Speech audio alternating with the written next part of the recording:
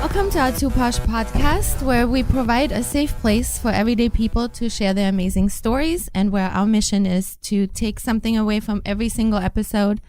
Some episodes are funny and we just make it humorous for people and laugh a lot for that a particular day. And then we have some really powerful, sometimes devastating stories, and sometimes we have stories that can inspire and empower, and sometimes we try to make changes. We have stories about domestic violence, addiction, etc. My name is Gabrielle, and I want to welcome my two co-hosts, my daughter Marcella. Hello. And my son's girlfriend Whitley. Hello. And our technician, DJ, Amazing Everything Spider. Hello. And our two amazing guests today that we are welcoming back. We have had them on separate episodes before. Welcome Ashlee Cook. Hi. And Nicolette Pianelli. Hello. Today is going to be an episode that is I find it very important to have. And Ashlee was on 2 episodes before. She's a therapist for dual diagnosis patients, addiction and bipolar, correct? Or does it matter? Addiction and trauma. Oh yeah, addiction and trauma. And Nicolette Pianelli is a family friend. She basically is not family friend, she's family to us. And she was on 2 episodes where she shared her story about her addiction, etc. But Nicolette has been sober for 1 year and about 20 months now. Wow. 20 months altogether. Wow. Mm-hmm. That's amazing. We're so proud of you. Thank you. March will be 2 years. March will be 2 years. March will be 2 years. Wow. So great. So proud of you. And I wanted to talk a little bit, since you guys were here. What I need to say is that Ashlee Cook is Nicolette's therapist. Yes. And we all believe saved your life. I say that too. Right. I said that to Marcella last night. Yeah. Right. And Ashlee says, no, it's not like that. But we all really, really believe that, because I think you have. Well, in more ways than one. You have to want your life to be saved to be able to be saved. Yeah. But Nicolette told us when you were here that it takes the right person to feel that connection with. Yeah, I told Marcella last night because I got sober last March. So I said if it wouldn't have been for Ashlee and my sponsor at the time. March, the March before that. Oh, yeah. Oh, my God. Wow. It goes fast. Yeah, March of 2017. If it wouldn't have been for her and my sponsor, I don't know if I wouldn't have been able to get through the past year. So that's I think it's unbelievable. So, but before we go into all that, what we're going to do in the next hour, we're very excited about. We're going to have an actual on-air live hour of therapy, so we can show what it's really like when people go to therapy and the steps and how that all works. So it's not scary. I feel like there's a lot of people that want to go maybe to therapy, but they don't because they're embarrassed or scared or threatened or whatever. So there's a lot of stigma around it still. Yeah, I was going to say that too. Yeah, so that's what we're going to do next. But in the meantime, I want to just first talk about what has happened since you came on the show last, Ashlee. Oh. Tell us a little bit what your life has been like. I know there was something super exciting that happened not too long ago. So yes, this past Friday, so a week ago. Yeah. I got engaged. Oh, congratulations.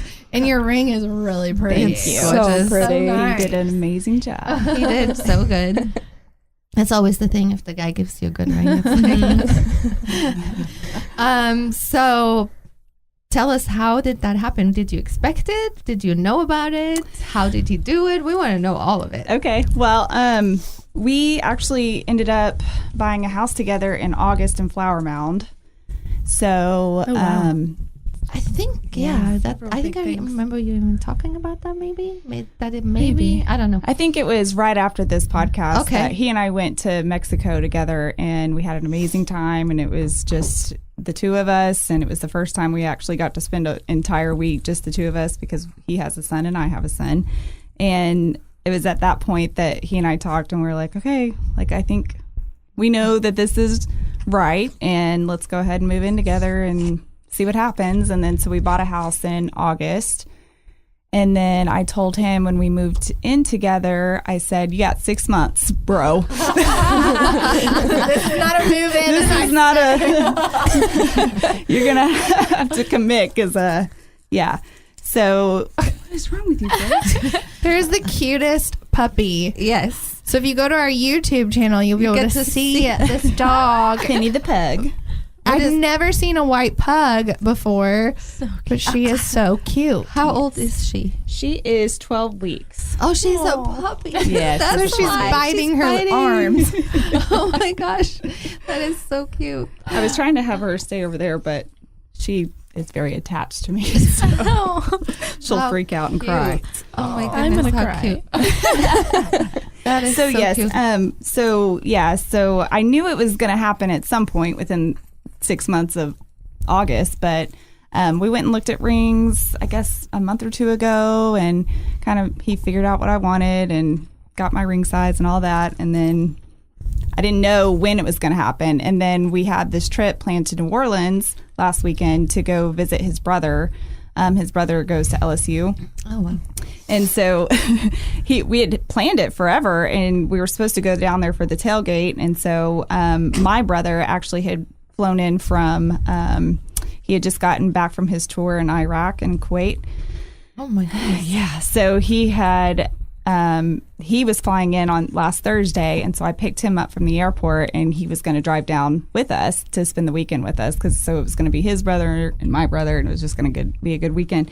So Friday, we drive there, and Friday night, it took us forever because of all the traffic and everything. And I knew something was up because Donald never gets stressed, but he was stressed and he never gets in a hurry, and he was in a hurry. And I was like, what the hell's wrong with you? Like, calm down. And so we get there, and then my brother starts walking off, and I'm like, where's he going? I like try to follow him, and Donald's like, nope, we're going this way. And I was like, okay. And we go out in this beautiful gazebo at the Ritz-Carlton in New Orleans, and he got down on one knee, and I was just like, I was so overwhelmed and like shocked, and he said things I don't remember. What Do you have a video of this at least? Yeah, his brother videoed it and took pictures and everything. So you can maybe watch it. Yeah, and then my whole family walked out. Like, he had my whole family there, and I had no idea. That's the most special. It was amazing. Yeah. And I think the most special part was my brother. He's 10 years younger than me, but we're very, very close. And the fact that he made sure that he was going to be there, that Good meant job a lot. there. Yeah. That's very, very awesome. Yeah. So is your brother still in the military? Is he Yes, done? he's actually stationed at Camp Pendleton, but he has 1 year left, and then he'll be out. Okay. But he's done going to other countries, Overseas. hopefully. Thank God. Hopefully. Fingers Yeah. crossed. Right.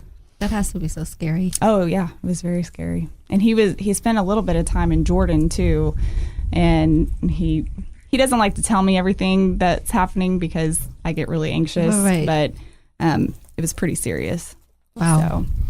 So even though this was a week ago, are you wedding planning? Nope. I was like, Nicolette was asking me. She was like, yeah. oh, have you started wedding planning? I'm like, no. And she was like, I want to plan a wedding. I was like, you can plan it all you want. I have no desire. No. Or a date, you're just like, no. Not even We haven't even. Yeah. We're just enjoying being this- engaged. Yeah. That's Yeah. important, I think. That's cool. Yeah. Are you guys going to do engagement photos? Yes, I actually did call someone yesterday to do that. So you got it. Step one. Yeah. That's awesome. Yeah. No Take your stress. time. Take every little thing. That sounds great. Is there anything else that we need to know that happened while you were gone from our show? And in the meantime, I mean, this is pretty big news. So Yeah. No, I don't think so. We have been living together, and he has a 16-year-old son, and I have an 8-year-old, and they just love each other and get along so well. And yeah, it's actually been really great. that's awesome. And the teenage boy accepts you. Oh yeah. Yeah. Yeah. He and I have a really great relationship. That's awesome. Thankfully. Thankfully, right? Yeah. That's very cool. So let's go and talk to Nicolette a little bit. Tell us a little bit, since you have been here, how has your life been? Tell us a little bit how your sobriety has been. Walk us through those steps. Well, I'm single. But Nicolette told me last night that your brother could be a good candidate for Nicolette. Oh, for sure. Well, so for now you're single. Yeah. Go ahead. Sobriety's been good. I am moving out of my sober house next weekend, so I'm really excited for that. Is that like graduation kind of, or what? You can, well, so I live in Oxford.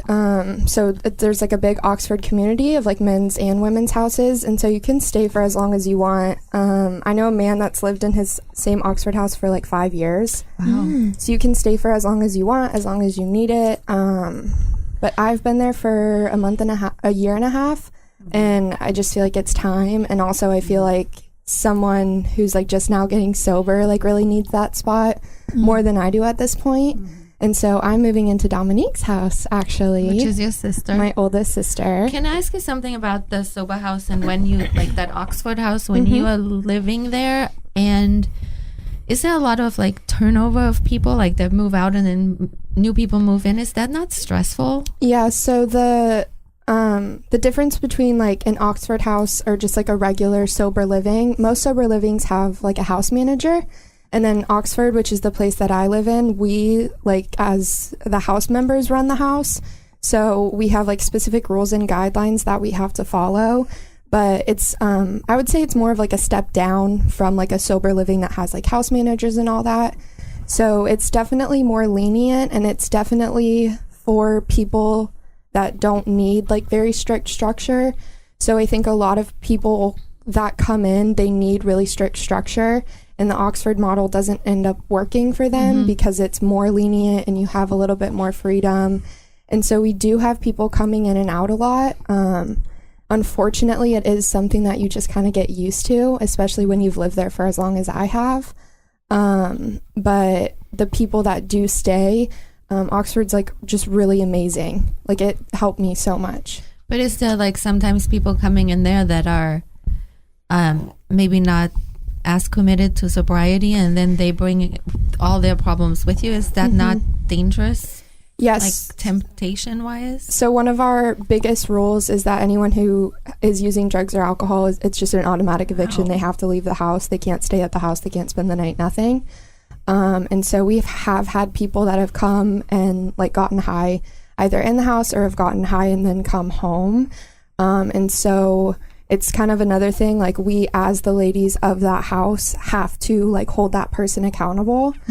I think if you don't have that much sobriety, it's probably kind of scary to you to know that like someone's high or someone has drugs. But I think once you get a little bit further on in your sobriety, like for me, I hate confronting people. Like I hate it. And so Oxford for me has taught me how to confront people and how to hold others accountable. Because when you hold others accountable, it doesn't just help their sobriety, it helps yours as well. And so that for something has been a big learning curve that I've had to get used to, is confronting people, holding others accountable, kind of telling them like, hey, you can't be here. Like I hate that stuff. Yeah. You know, but it's been good for me, and it's been good for my sobriety to learn how to do that. How many people are in a house at a time? And it's only females? Yeah, so they have female and then male houses, and then they also have like women and children houses. Oh, wow. So if you have a kid, I think it's the max age they can be is 10 years old. So if you have a kid that's under 10 years old, you can live in like, it's called a mommy and me house. And you can have your kid live there with you. So each house is different. My house holds 8 women. There are some guys' houses that hold like 12. So it just kind of depends on the house. So now you're planning on moving in with your older sister. And tell us a little bit how you feel about all that. I'm excited. She moved back from Oklahoma City to Coppell probably like Texas 2 months ago. Yeah. And so her and Ben, her boyfriend, moved in together. And they're only like 5 minutes from my parents' house. And so I'm really excited. I think it'll be good. Dominique and her boy, like they have a super healthy relationship. And I think it'll be nice for me to be around my family for the holidays and just kind of be back in Coppell. It's crazy because, like, when I was in Coppell, I was like, oh my God, get me the hell out of here. Yeah. Like, I wanted nothing to do with it. I wanted to be so far away from it. And now I, like, miss it and I want to be back. Because Yeah. that's home. Mm-hmm. I mean, it's always been home for you. Well, Yeah. and Dominique is a lot like their mom. Pretty much. And I was over at their house last night, and it is the most homey, comfortable. It's so beautiful. Dominique is like a little mom. I was like, you're going to be such a good mom, but I think she'll take good care of you. And Yeah. Nicolette has a nice room, and it smells good, and it's clean. It's just so nice, like a mom. Like, it's Yeah. almost like you're going home, which I would want to be there instead of. So how are you going to feel if she puts rules on you or something like that?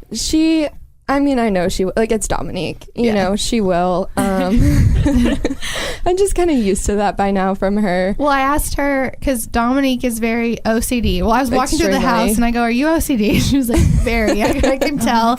And then I asked you, I go, "Are you like that?" And you go, "No." And I asked Dominique, I go, "How are you going to handle that?" She goes, "I'm just going to close the door, her bedroom door." But then Nicolette said she would keep it clean because I think Ben. Oh, I'm more scared of Ben than I am Dominique. Yeah. Like, he's extremely clean. He went over to my parents' house. They repainted their living room like a couple weeks ago, and there was like tiny microscopic things of like paint chips like on top of this one picture that like you never would have been able to tell. And Ben was like, "Oh my God, you have to clean that picture." Oh my gosh, he would hate me. Yeah. That's what I said. Hate me. And my mom was like, "How did you even see that?" So Yeah, Dominique and Ben are perfect for each other. so perfect. I was like, someone like Ben would hate me. Oh yeah. me too. A mess. Tasmanian devil. Dominique cleans while she's doing stuff, Yeah. as she's cooking or something. Oh. Yeah. You take lessons. Yeah, I'm the opposite. I don't even cook. Me neither. I don't either. Me Do you neither. cook, Ashlee? Heck no. Oh, I love cooking. Thankfully, Donald does. That's good. That's good. So, Nicolette, do you feel able to talk about what happened? The last episodes you were on, you talked about that you were with a boyfriend that was trouble, and you guys got in trouble together and everything else. So, tell us what happened. He passed away from an overdose recently. I was in actually South Carolina when I found out. Were you on a trip with your parents? Yeah, we were on a family vacation. He was in a different city. He had gotten sober, and I think he was sober for about 6 months, I believe. And then, unfortunately, he relapsed and OD'd and passed away. Now, for everyone listening to our show, we had Tommy's mom on the show the 2 episodes before this one, and she shares his story as well, which is, it's very new, it's very fresh for everybody. So, just so you were in North Carolina on a South Carolina on a family trip, and take us through. Okay, I was telling Marcella this last night, and like, this is gonna sound so crazy, but Oh, yeah. so we had been talking on Thursday and planning a trip for him to come up and visit Dallas. And So you were talking to him again because he had been sober for a while, or what? Yeah, so we reconnected after he got out of treatment, and we've just been friends. I mean, it's hard to kind of throw like 8 years away, you know. And also, and I was telling this to Marcella last night also, you know, I think it's very easy to look back. We had a lot of problems, like, that's a given, and everybody knows that. And I think it's very easy to look back on like the 8 years and just like constantly remember the negatives. And as many negatives as there were in our relationship, there were some positives, and there were a lot of times where he helped me, and I don't think I would have been able to get through a lot without him. Like, he was my rock for most of the stuff that was going on, like with my mom. And so whenever he got sober in, I think it was May, we FaceTimed for like 2.5 hours, and he just made an amends to me for everything. Like, started from when we first met when I was 14, literally up until like now. just like 8 years of I'm sorry's pretty much. And I'm really grateful that I got that. And it was just, I know that when I was in my addiction, I was not a very pleasant person to be around, and I did a lot of things that I regret and that I wish I could take back. However, I know that that's not like who I genuinely am as a person.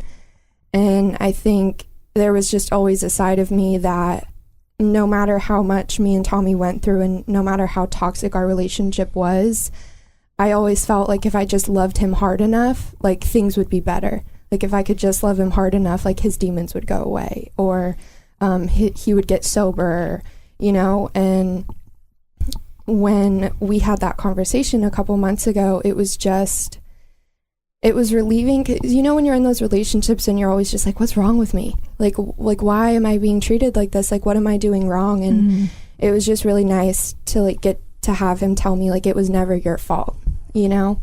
And so we stayed connected over the past few months. Tommy's mom said something that I found very, very interesting and very important. She said, when you are in an addiction problem and when you fighting these demons, it's very difficult for everyone else to see the great of that person. That's all Nicolette could talk about last night. Yeah. And I think I just want to pause really fast because we were at dinner and Dominique said that she called Nicolette and said, what did she say? Like, what she's happy about. And Nicolette did not know that Tommy is the one who called Juliana about the needles in her purse. Would you tell us that story?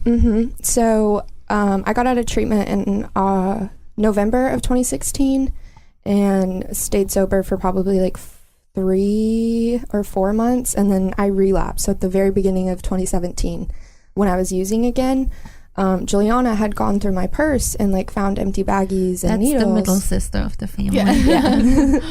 And I had no idea why. Like, I just figured she had an idea or like an intuition or whatever. But Tommy had actually called her and told her, hey, Nick's not sober. I know she's telling you that she is, but I know her and I know she's not. Like, just in the way that she's speaking, like in the way, like the things that she's saying, like, I know she's not sober. He was like, you know, I'm sober. Like, I'm really trying to like better myself. And he was like, you know, I know that you don't like me, but like, I really care about her and I want her to be okay. So like, keep an eye on her, go through her stuff, whatever. And so then Jules went through my purse and found like the empty baggies and the needles, and then that's when I decided to get sober again. Wow. She didn't know that until My mom told me after he passed away that You never knew that? I had no idea. So that just gave me chills. after I he know. passed away, my mom was like, you know, as much as y'all went through together, like, I will always be grateful for him for this. And then she told me. Wow. So you're connected since May now, Right. and you're talking all the time. Yeah. Did you feel like you were rekindling your relationship, or was it more friends, or what happened? I think, and I was saying this again last night, I think in the back of my head, you know, when I was like younger, 14, 15, I'd always hoped like, okay, one day like Tommy will be good and like we'll get married and we'll have kids and we'll have a family, like whatever, you know, just like that whole fantasy. And so like that was always my fantasy while we were together, and like that's what I was always hoping. And everyone would always ask me like, well, why do you stick around? Like, I don't understand why you stick around. Like, he treats you like shit. Like, he does this to you, he does that to you. And I was always like, there's two sides to Tommy, and like there's the side that he puts on and shows the world, like that's the addict, and you know, like that's the douchebag and the manipulator and like whatever. And then like there's another side to Tommy that like nobody gets to see, that just like so desperately wants to be loved, and like just so desperately like just needs someone there, and like just needs someone to like help him and protect him. And I always felt like I was like loving two different people, but I'd always hoped that like one day like he would fully become like the Tommy that I loved. And so I think I just kind of always held out like hope for that. And so when we started like reconnecting again, I started seeing more of that Tommy that I loved so much, because he was sober. He was sober and he was doing good, and he was doing good things for himself. And it's like the first time in like so many years that I've like really seen him be like that. And so when he wanted to like talk to me, like I was all for it, you know, like I wanted, because you want to see someone do good. Mm-hmm. You know, you never want to see bad, like see someone do bad or wish bad things upon someone. And, you know, he's always like in the past been like, oh yeah, I'm trying, like whatever. But it was like this time I could tell he was like actually trying. And so we just kept talking on and off for the past few months. And then the week that he passed, we were planning for him to come up and visit Dallas because I hadn't seen him since January. And we got on the plane to go to South Carolina. We didn't talk Friday. I was sitting on the beach Friday, and this is like the craziest thing. I had this like fleeting thought, and one of my best friends has had 2 close people to her pass away.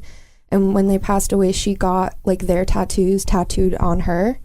And I had this just like fleeting thought in my head on Friday. If Tommy ever passes away, I'm going to get Find Peace and Chaos tattooed on my arm. And then like, I was like, what the heck? Like, why are you thinking that? Like, that's so weird. Like, and then I went to bed Friday night. What is Find Peace and Chaos? It's just the tattoo that he had on his arm. Oh, he had that. Okay. Mm-hmm. And so I was like, I'm going to get that tattooed on me if he ever passes. And I had like no idea that he, you know, I had like an inkling, but like I had no idea for sure if he was actually using or not. And then I woke up Saturday morning and I couldn't find my phone. And I walked out onto the balcony. My sister and my mom were sitting there, and Juliana had my phone. And I was like, what the heck? Like, give me back my phone. And they were like, we need to talk to you. They knew before you. And I sat down, and they both just like looked at me, and Jules was like, I have something to tell you. And I just immediately knew. Like, I just knew. And she was like, Tommy passed away. And I just like completely broke down. And I was like, I knew it. Like, I just knew it. And she took my phone because people had been messaging me, and she didn't want me to like find out that way, or because people were already posting on Facebook, and she didn't want me to find out that way. So, wow. Yeah, that's how I found out about it.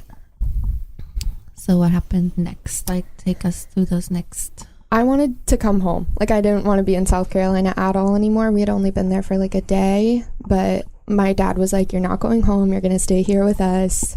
Like, of course, you know, yeah.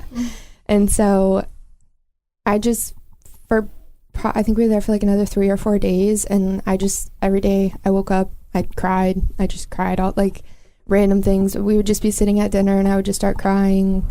And I wanted to go home so badly, but I was like, I know me going home, like it's not going to do any good for me. Like, if anything, it'll probably just make it worse.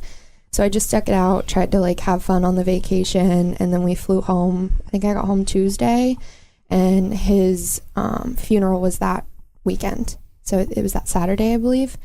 And so that whole week, I had reached out to Colleen and James, his dad, and his family, just to like give them my condolences and tell them if they need anything, that I'd be happy to help them, and just like all that stuff. And did you, when you found out, call Ashlee?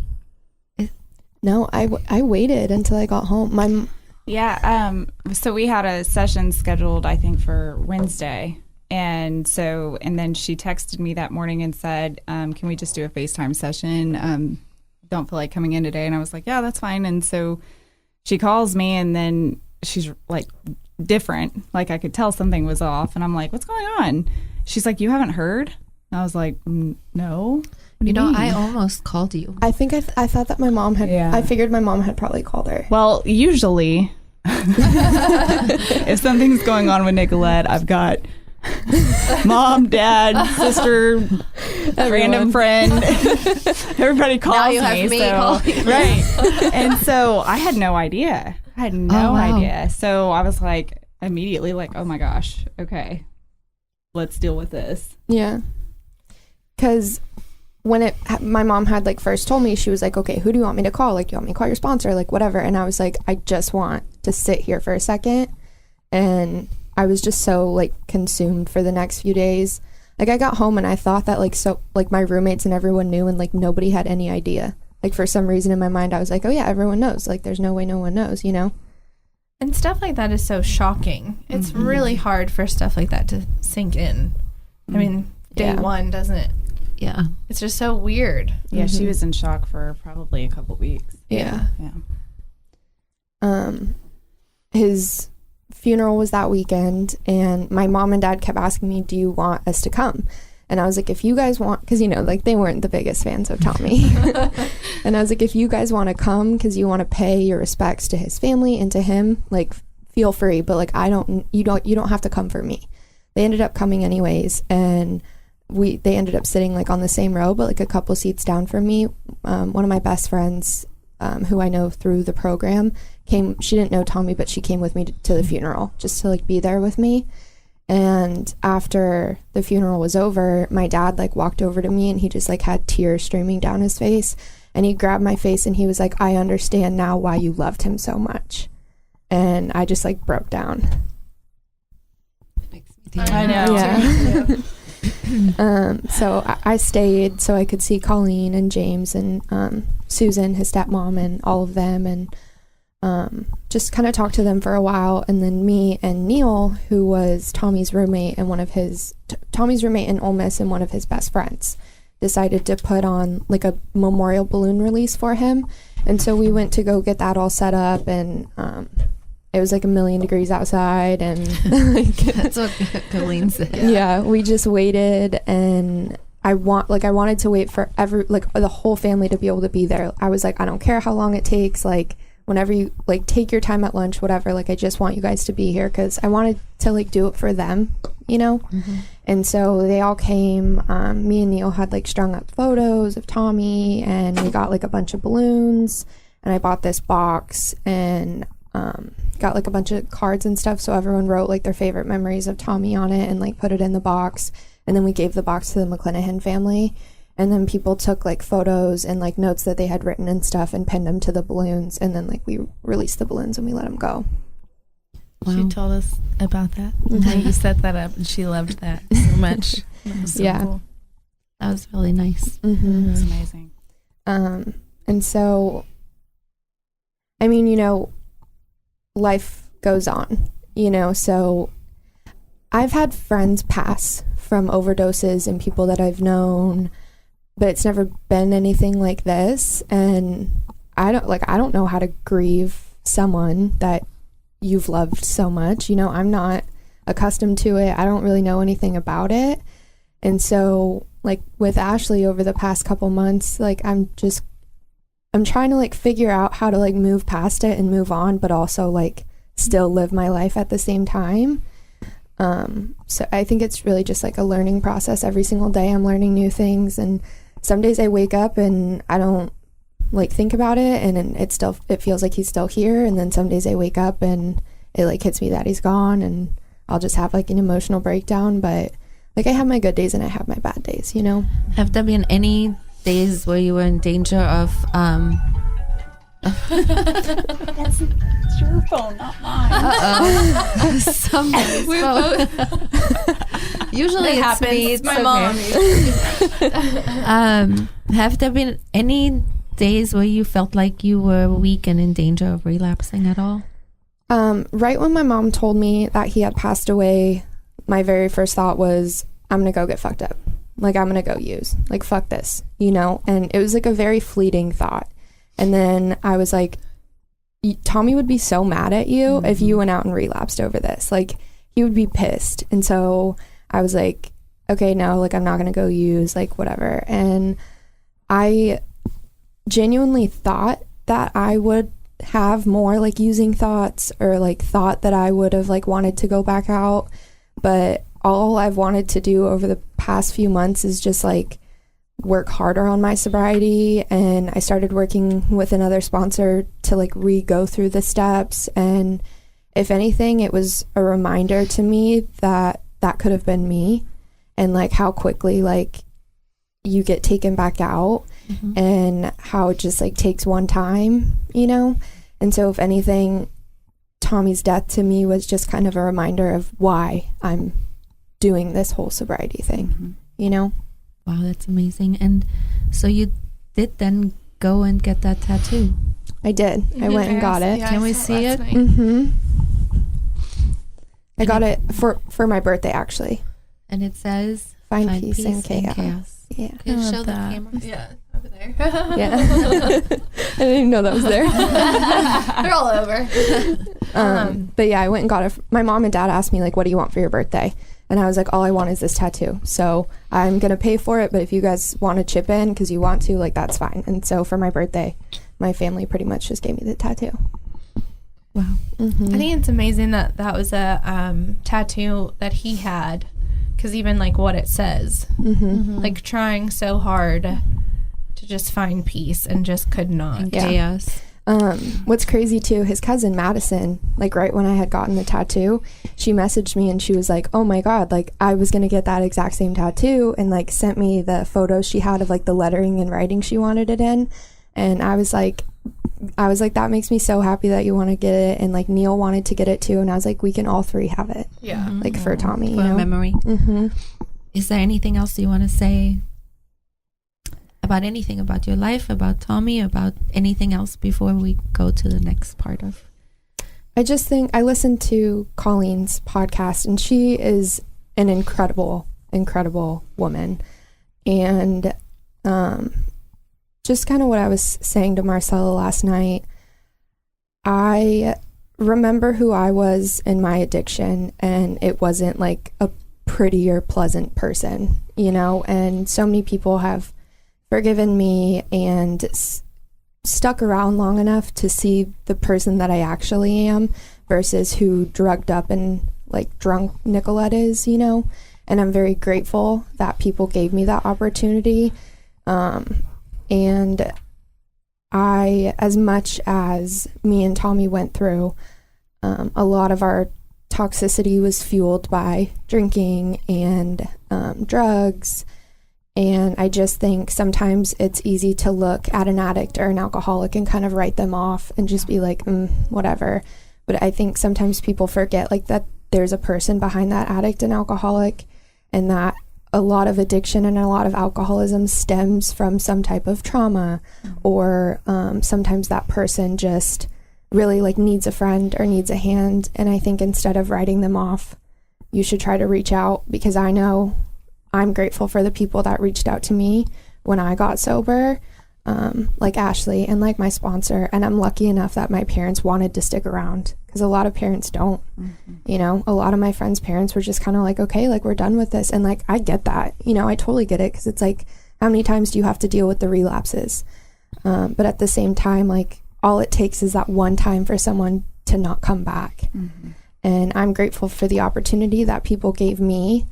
And I think we just need to be more open and more understanding and give people more chances.